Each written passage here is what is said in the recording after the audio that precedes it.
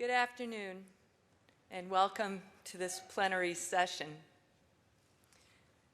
When it came to choosing plenary speakers, there was no question in my mind as to whom I wanted to invite to give the Lifetime of Learning address. The address, modeled on the ACLS's Haskins Lecture, offers a speaker the chance to reflect on the motives, the chance determinations, the satisfactions and dissatisfactions of the life of learning, and to explore through their own life the larger institutional life of scholarship. Jonathan Z. Smith, the Robert O. Anderson Distinguished Service Professor of the Humanities at the University of Chicago, grew up in Manhattan, where as a teenager, he aspired to be an agrostologist, that is, a botanist who specializes in breeding grasses. When grass was just what cows ate. A plan he did not abandon until he belatedly turned to the study of religion and philosophy as an undergraduate at Haverford College. His early fascination with botanical classification, the Marxism of Manhattan's West Side, and Ernst Cassirer's work in linguistics all left their mark on a scholar who, more than any other, has shaped the study of religion for our generation. Smith received his Bachelor of Divinity, which may be a surprise to some of you, from Yale Divinity School, and his PhD from Yale's newly established Department of Religion. Then he taught at Dartmouth for a year before joining the Department of Religious Studies at UC Santa Barbara in 1966. 2 years later, he accepted the University of Chicago's offer of a joint appointment in the undergraduate college and in the Divinity School, entering into a relationship with the university that has now spanned over 4 decades. Grounded in the college, both as a teacher of undergraduates and for a time as an administrator, his relationship with the Divinity School and with his senior colleague, Mircea Eliade, has been more complex.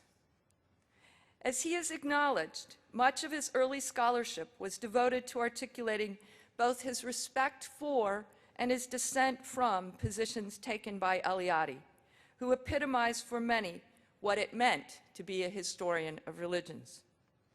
A bit less obviously, we might add that much of his writing on early Christianity and early Judaism articulated a similarly complex relationship to the traditional Divinity School curriculum.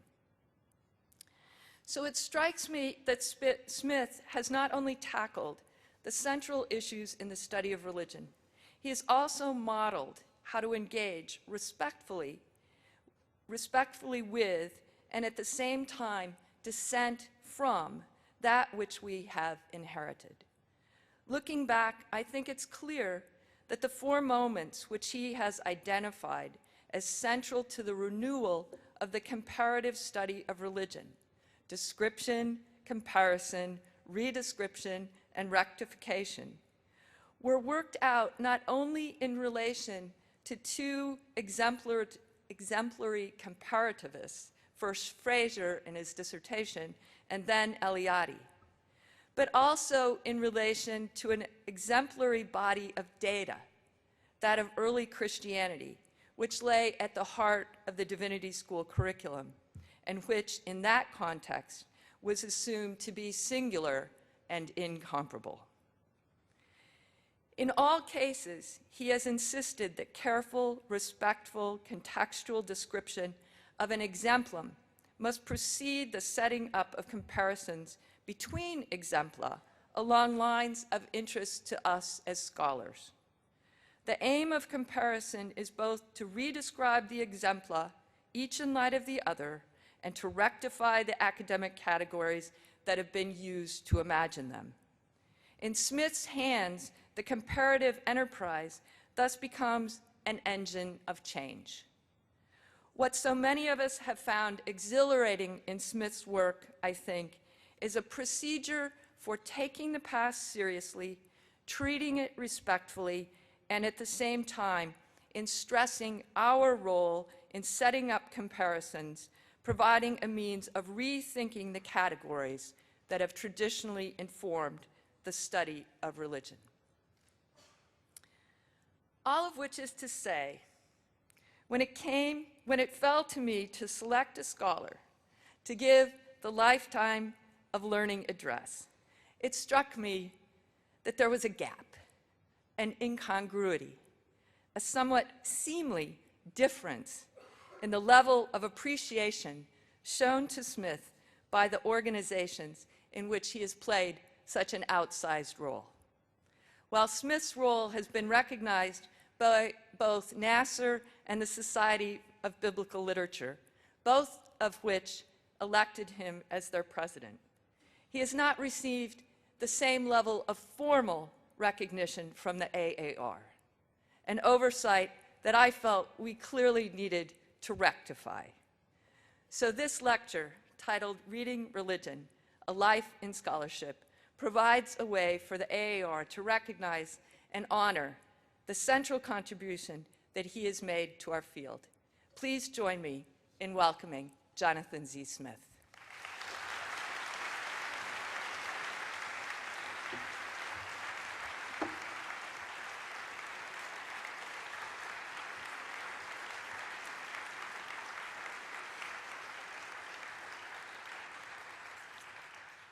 Well, thank you, Anne. I couldn't have said it better myself. As Gérard Genette reminds us, within a written text, the prime function of an authorial preface is neither to claim truth nor accuracy in what follows, but rather sincerity.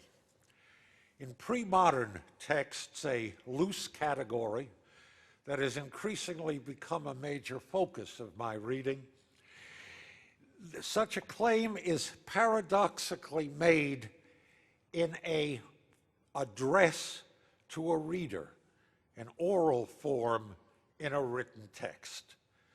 The paradigm for this mini-genre remains Montaigne's Au Lecteur, prefacing the initial 1580 printing of his essays. Reader, this here is a book of good faith. By way of a prelude, I would proffer the same compact with you for the duration, but only for the duration of this address. I am far from insensible to the honor, interest, and yes, forbearance you have extended me by your invitation to speak with you on this occasion under the general rubric of a Lifetime of Learning address.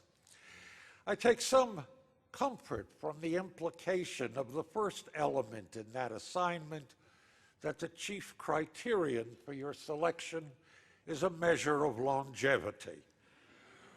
Recalling that the first occasion at which I was invited to speak at a plenary session of our academy was Dallas 42 years ago. Through many years of continued association, this academy has unfailingly gifted me, as it has so many others, with a sustained thoughtfulness as both a persistent presenter and auditor. The AAR has provided one of the essential formal and informal contexts for my ongoing work, as it has for so many, many other scholars. Now, by way of a further relaxation of my charge, I note that the gerund of learning suggests an ongoing process rather than an attained achievement, an inference I underscored by the prepositional revision of my subtitle, A Life in Learning.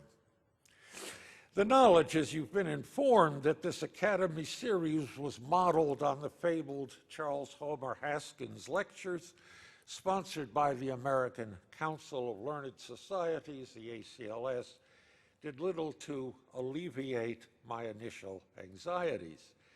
The ACLS asks each speaker, and you've heard part of this, to reflect on a lifetime of scholarship, on the motives, the chance determinations, the satisfactions and dissatisfactions of a lifetime of learning, and to explore through one's own life the larger institutional life of scholarship. Our president, Ann Taves, after quoting the ACLS charge to me, made clear with characteristic gentle steel that I was held to the same agendum. It's a daunting prospect. It suggests on such an occasion one makes of oneself what is more appropriately and surely more comfortably an undertaking for others. The thought that the vagrant details of one's life story and career might be taken in some fashion to be typical, even exemplary. And I use both of these latter terms in their strictly taxonomic sense. Besides, it has been my experience, inasmuch as scholarship is both a communal and a communicative enterprise, perhaps better realized in the traditive processes of teaching than in the substantive ones of publication, that more often than not, the published collections of scholars' correspondence are better at revealing the tenor of their thought and practice than are the autobiographies by the very same figures. Think in this context of the case of two scholars who find a place on my list of patron saints, Wilhelm von Humboldt and Sigmund Freud. Besides, I remain ever mindful of the quite proper critique pressed by the now old new criticism as to the relevance of the biographical to an understanding of the product of a life's work. For this reason, my epigraph to this morning's text is Nietzsche's caution to his readers in Ecce Homo. I am one thing, my writings are another. These, along with similar hesitations and scruples, were in some measure relaxed by a phrase in the already quoted ACLS description of the Haskins lecture, the chance determinations.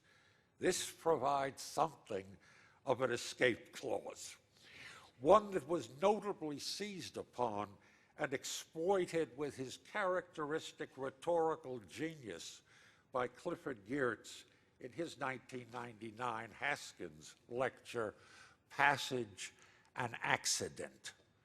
As you've just heard, beginning already with the second term in his title and continuing throughout, Geertz carefully crafts an aura of contingency for his bios. From his opening sentence, it is a shaking business to stand up in public towards the end of an improvised life and call it learned, to this description of his career. As improbably and casually as we, that is Hildred and Clifford Geertz, had become anthropologists, just about as innocently we became Indonesianists. And so it goes. The rest is postscript, the working out of a happenstance fate. If I were to make a list of the chance determinations that will touch my narrative this morning, leading obscurely and far from inevitably to my standing before you on this occasion, they would have to include from my pre-professional history and without elaborating details, being placed at Haverford College, an institution I had not previously heard of, and after encountering accidentally one teacher there my first week, becoming a philosophy major rather than concentrating in biology as planned, that professors joke in college that led to my going on to Yale Divinity School, as well as the new context there spurred by a Supreme Court decision that led to my abandoning a thesis in New Testament and early Christian literature and writing instead the school's first dissertation in history of religions. As I had already attempted in my bio-bibliographic essay, When the Chips Are Down in Relating Religion, both to describe my most central and persistent scholarly preoccupations and to relate those to a number of my publications, it seemed appropriate not to rehearse that account or to attempt its like here today. Further, I shall take a somewhat different tack, yet one I believe consonant with my assignment. Despite no small degree of wincing on my part, this will at first require several youthful anecdotes, but not too many. In obedience to Benjamin Disraeli's witty wordplay in his overlong satiric 1890 novel, Lothair, that when a man falls into his anecdotage, it was a sign for him to retire. As I began to draft this presentation, I sought some red thread that might establish path marks through what seemed to me to be a labyrinth of accidents.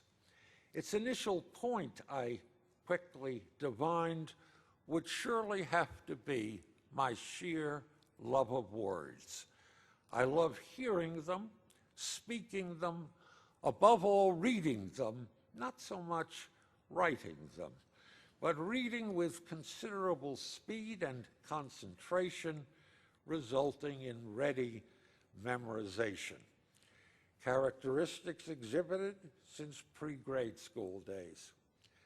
I have been told that my early formula, reading makes me eat, resulted in my mother sitting by my high chair or small table, reading aloud to me through every meal hour. As she had scant patience with children's literature, she read to me systematically, volume by bloody volume, from a set of the collected works of Charles Dickens. This precocious verbal diet no doubt accounts for my early and still continuing adoration of reading dictionaries. First for unknown words or usages encountered that day, and then I admit a page or two for the sheer pleasure of it.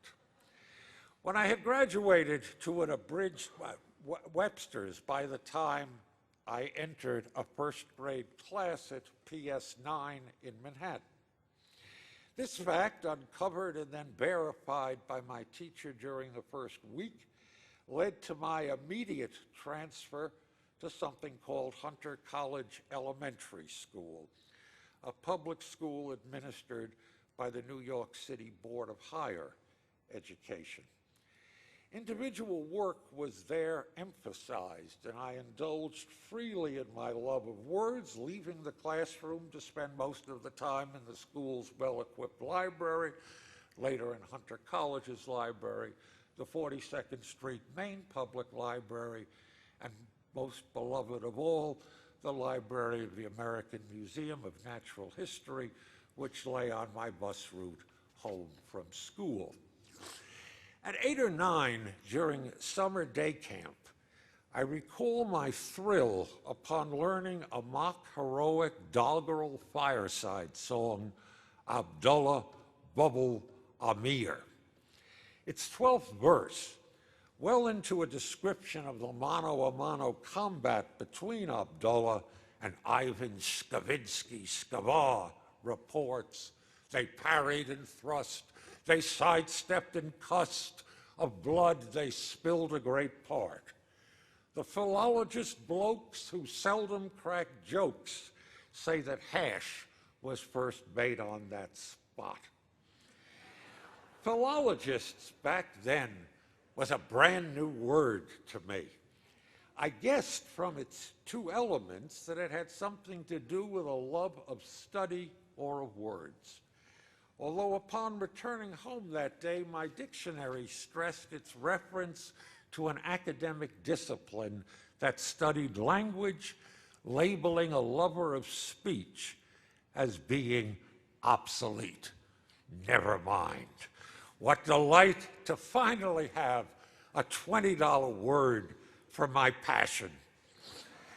Many years later, I had occasion, I fail to remember why, to read in Marcianus Capella's prolix early 5th century allegory, The Wedding of Philology and Mercury, and found there the term's widest application as an emblem of the totality of the liberal arts.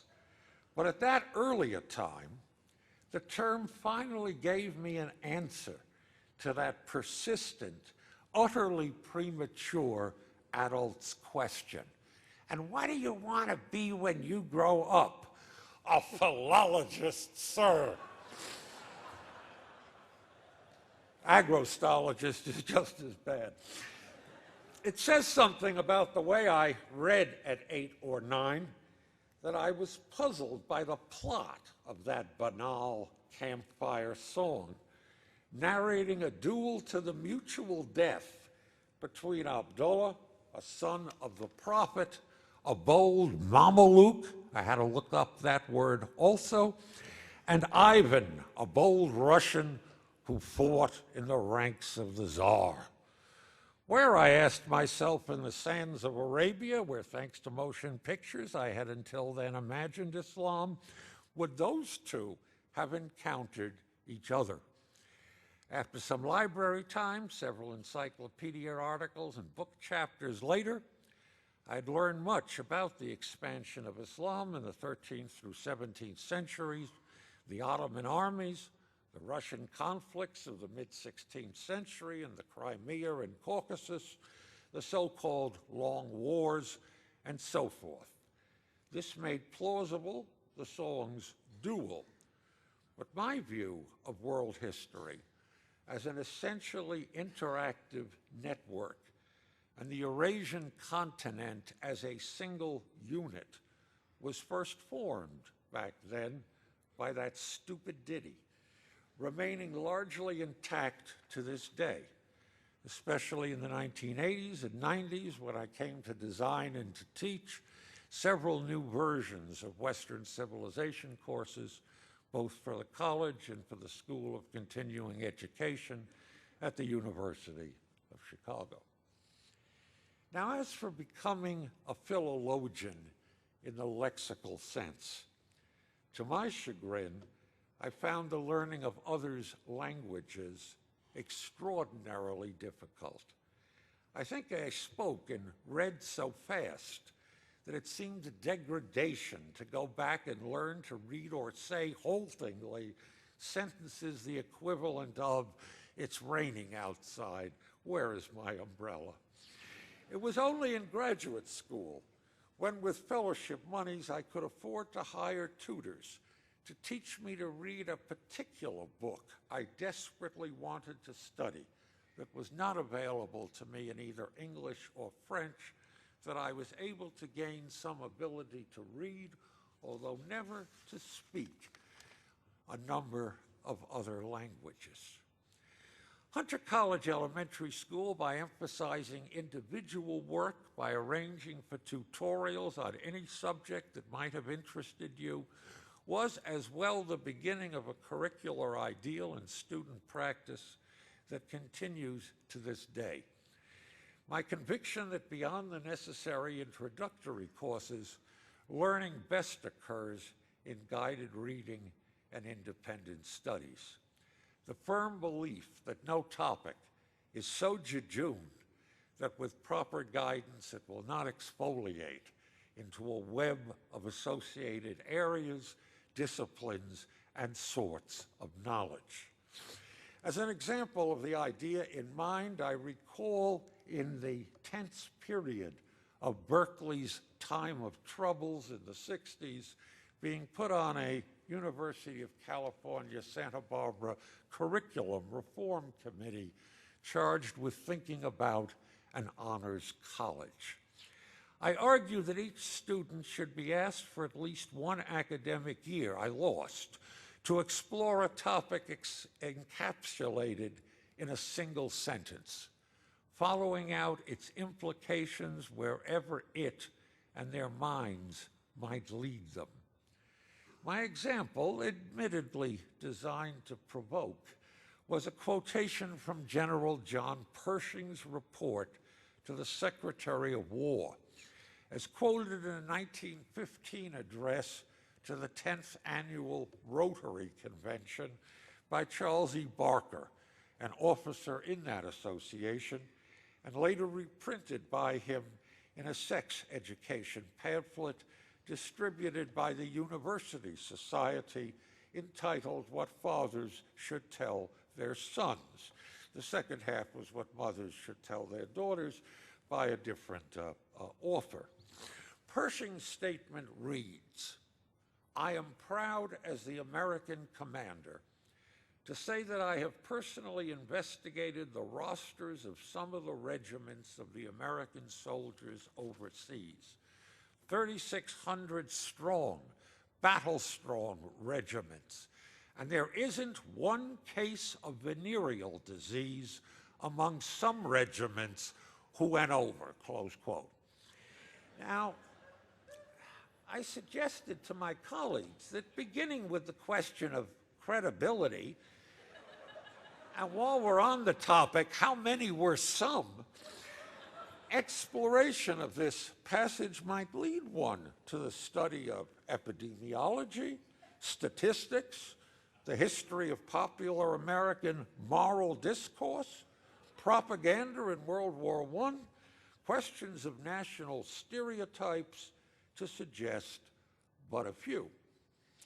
It will not, I suspect, have escaped those of you who have read me that an analogous procedure underlies the bulk of my published work, the unpacking of a single example, an e.g., through a dense fabric of associations and implications. My facility in and fascination with the act of reading brought with it a host of auxiliary issues wrestled with particularly in high school and college. I had a capacious memory, but required a more secure mode of memorialization. Back in those days, prior, believe it or not, to both inexpensive paperbacks and photocopying, besides the second-hand copies I was beginning to acquire on Manhattan's fabled 4th Avenue Booksellers Row, my reading was necessarily in library copies, often in non-circulating titles restricted to reading rooms. To mark or otherwise to deface them seemed to me to be, at the very least, a mortal sin.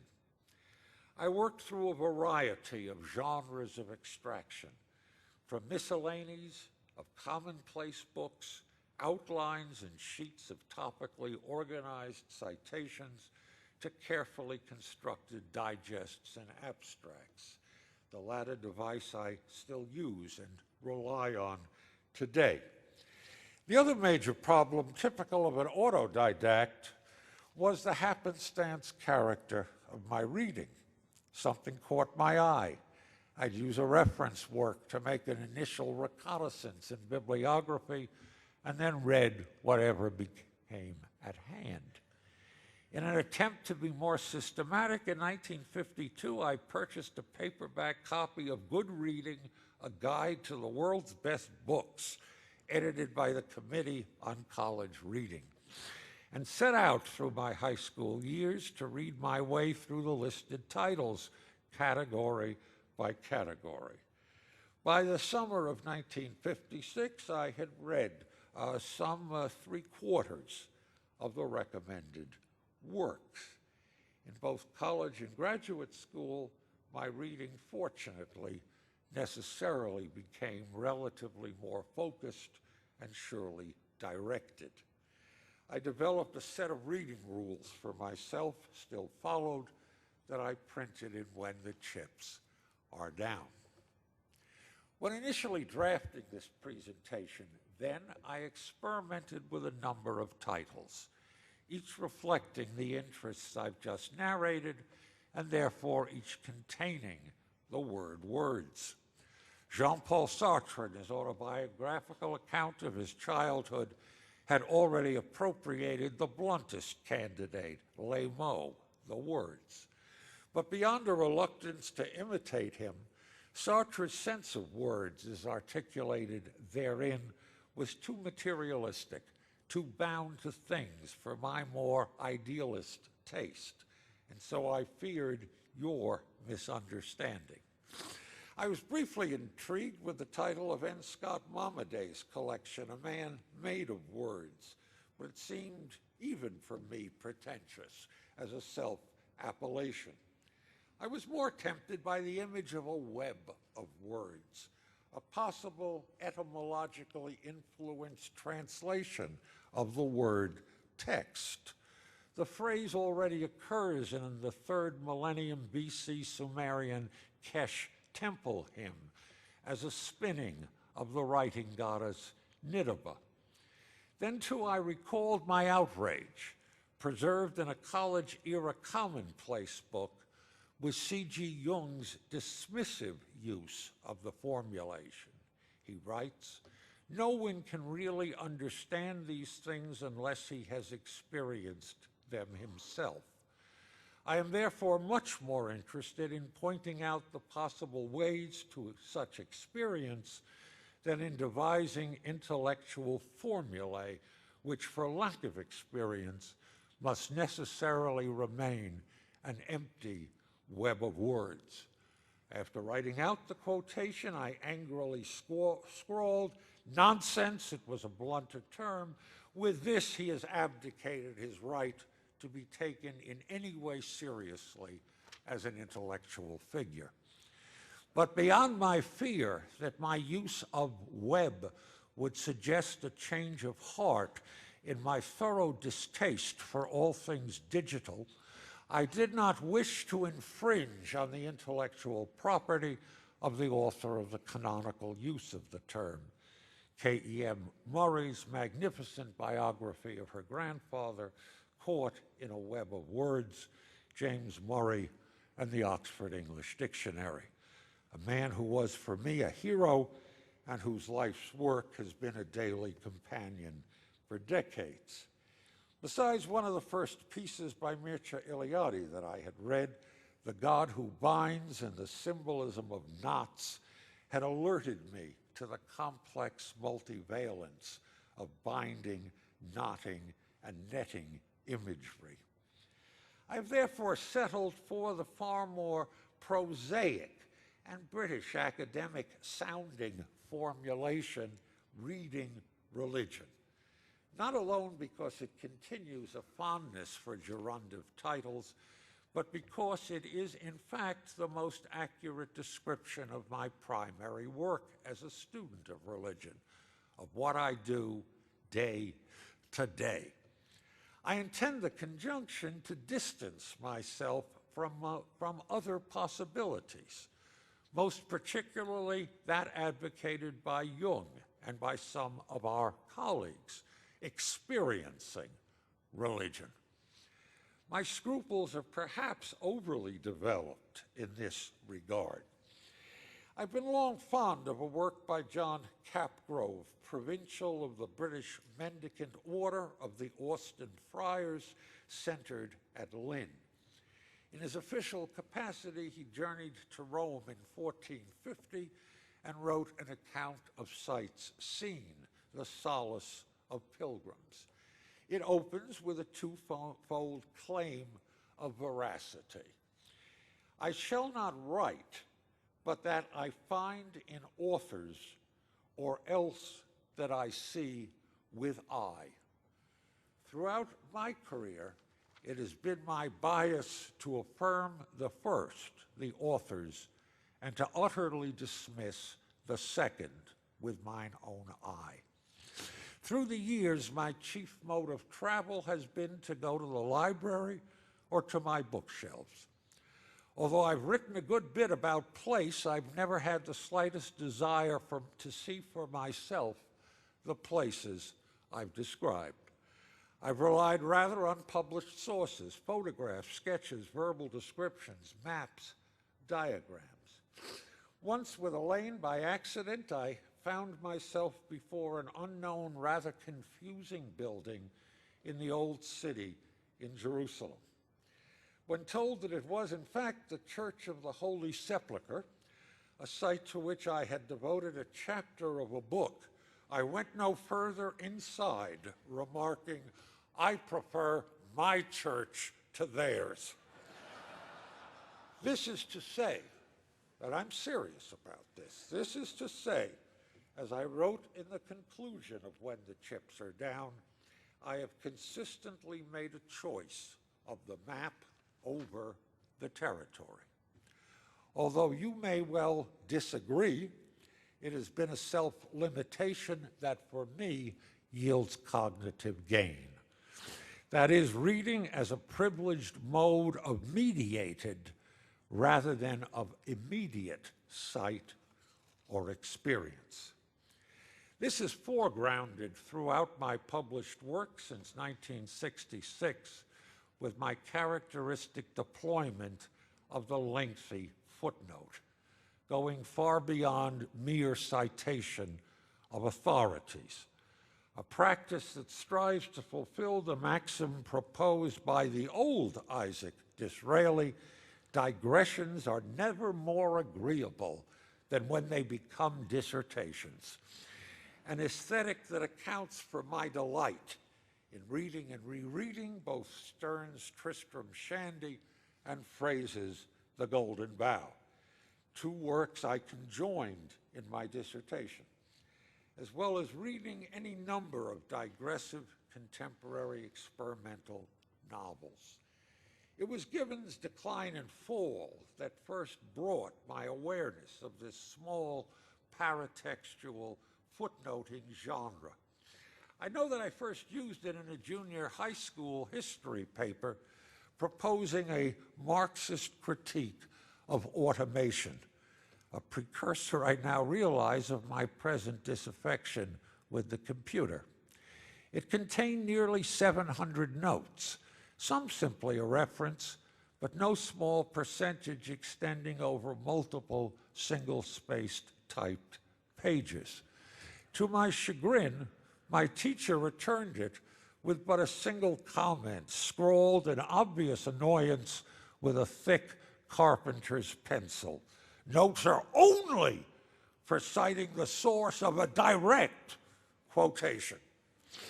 I continue to resist that counsel of ignorance as I eschew the so-called and equally ignorant social science footnote format which encourages that teacher's point of view. For me, a footnote is least interesting when it authorizes. It is at its best when it exposes, explores, and perhaps mediates conflicts of interpretations. For me, the chief goal of scholarship. I was raised in a family embarrassed by the continued presence of religion, most especially religious ritual, in their contemporary world. Religion was understood by them, and therefore by me, to be quintessentially irrational, although often fascinating as a funny instance of social or individual pathology. It was to be taken in the sense of one of my favorite grade school books and newspaper columns, Robert Ripley's Believe It or Not, whose paperback collection of what he calls queeriosities begins with a preface entitled An Odyssey of Oddities. He does have a certain sense of words. Its second paragraph opens with the dictum, quote, Strange is man when he seeks after his gods. Therefore, the strangest places on earth are the holiest. Close quote. What follows is a largely accurate 16-page ethnographic description devoted to rituals performed by the river Ganges, but framed by Ripley's relentless incredulity. While I might have initially accepted that perspective, I rapidly turned to seeking its mitigation, striving even as a teen in what I would later to recognize as being then, in a sort of free-thought, rationalizing fashion, to uncover in religious items some kernel of possible sense. This culminated when I was 12 or 13 with an attempt to rewrite a good bit of the biblical narratives so as to make them plausible. I've learned since that would be a great disadvantage.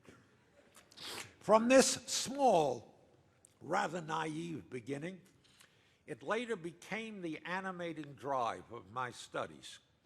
Already to the fore as a college philosophy major, to argue for, to hopefully demonstrate, largely through the interpretation of texts, the thoughtfulness of religion, and most particularly of ritual.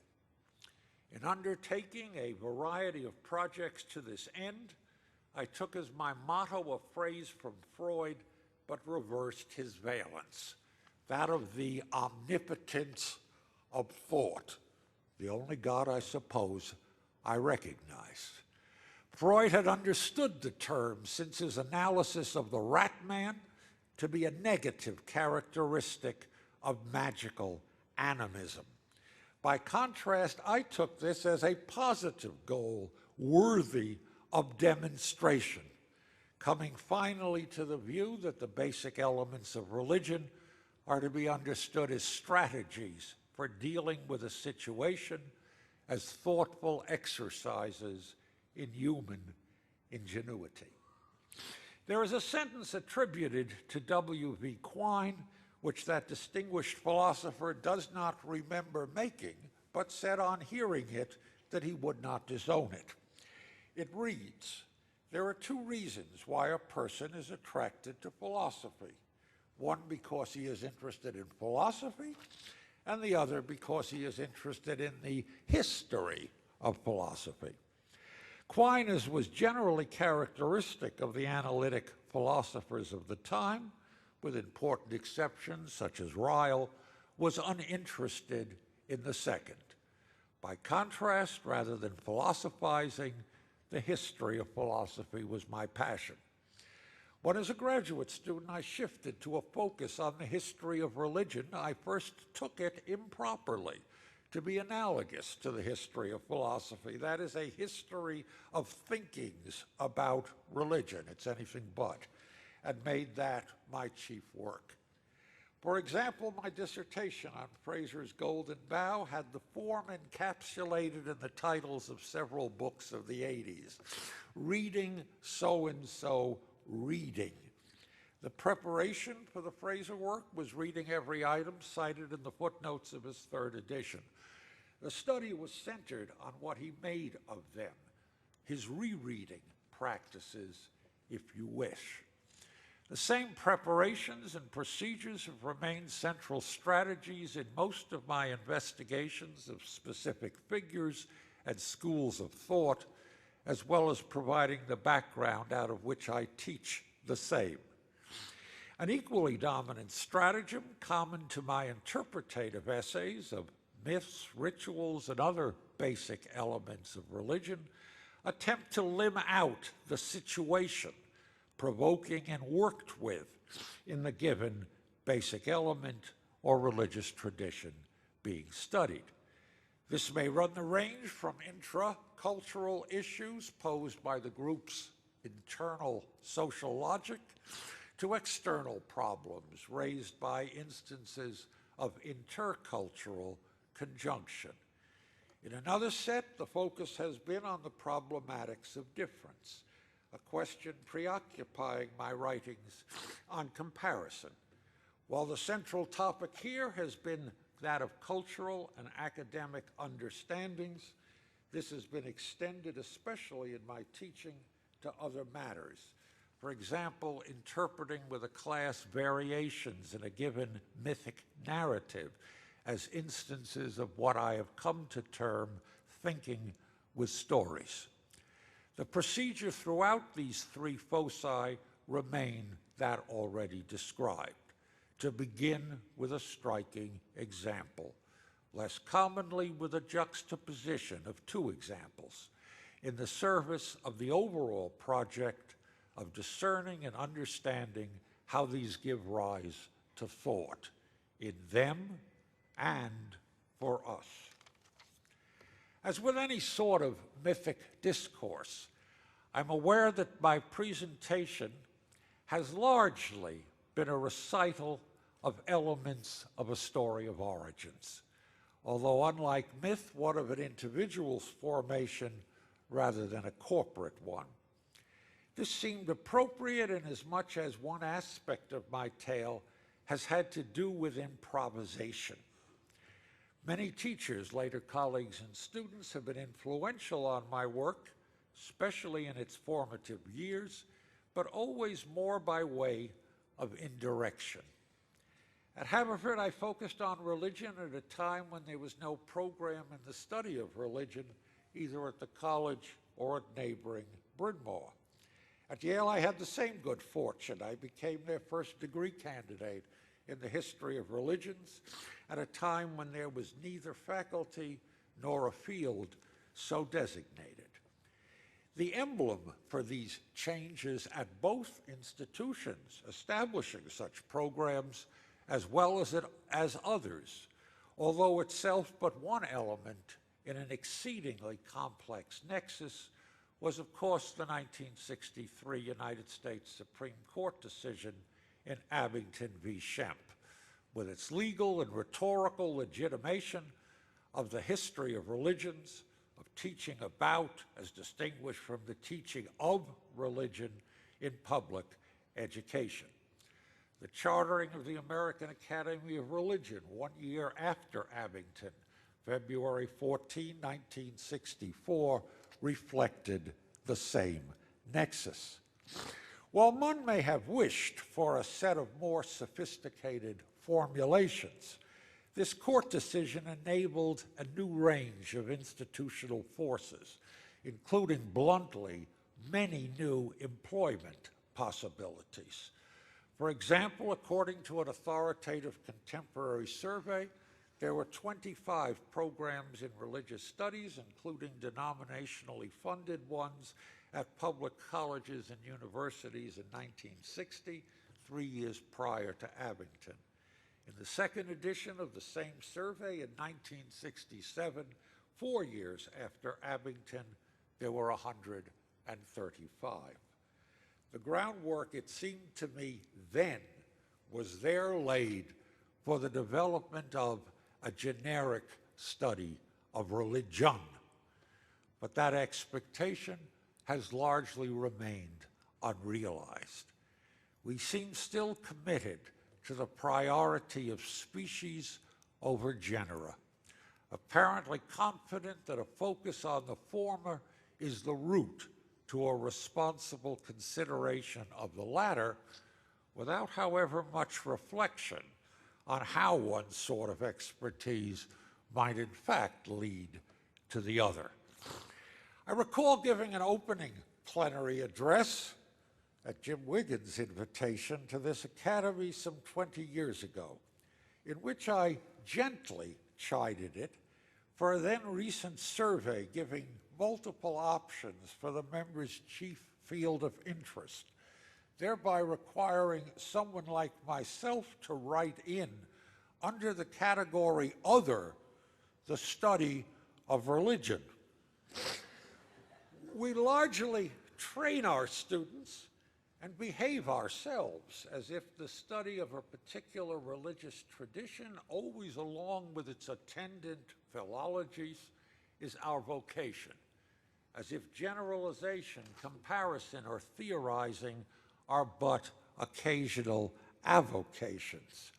I know, for example, how and where one gets trained, tested, and certified in another's language within our academic settings, but where is the space for gaining analogous competence in the second-order discourse of our field, in that which, among other possibilities, grounds efforts at comparison and at translation, be those narrowly or broadly conceived?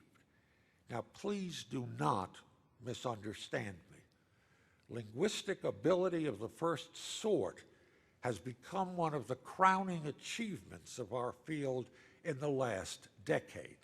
Without it, we would have remained but gossips. Sadly, we have not, however, had a comparable training or valuing of the second sort. Improvisation, autodidacticism with respect to the latter are possible tracks for individuals.